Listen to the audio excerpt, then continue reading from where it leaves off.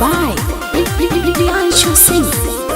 ससुरा में होला बड़ी हमारा पजूला, ऐसे जे चली कली जैसे कैसे फूला। तू ही बताओ। ससुरा में होला बड़ी हमारा पजूला, ऐसे जे चली कली जैसे कैसे फूला। सुते न संगे डबल ले ले बाते पलंग लगाई, खैलो बिना हो मुआई देता गारी गोरी आई।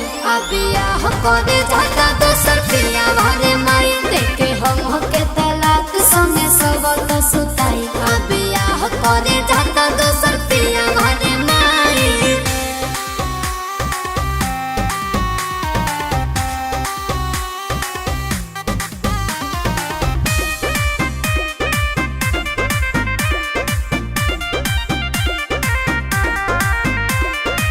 सासु ससुर ननदियो रहे रूसा, कैसे रही माई ससुरा में कुसा।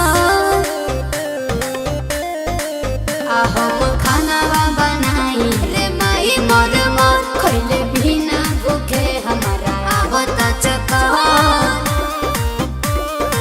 सटब न भेरे दिहले बा हमके क्रिया धराई, खैले बिना हो मुआई देता गारी गोरी आई। अबिया हो करे जाता दोसर पिया भरे माई, देखे हम के तलाक संगे सब तो सुताई। अबिया हो करे जाता दोसर पिया भरे माई।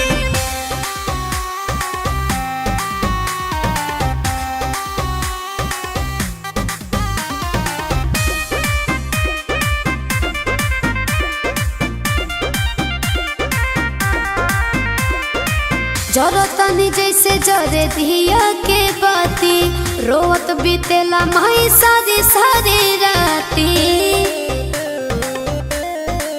हो पिया भला का सही धर्मेंद्र से, दुखी बाटे मन पूरा अंदर से। कह दे रोज गुस्सा निकाली के, नुक्सा लागे दे मुआई, खैले बिना हो मुआई देता गारी गोरी आई। अबिया हो करे जाता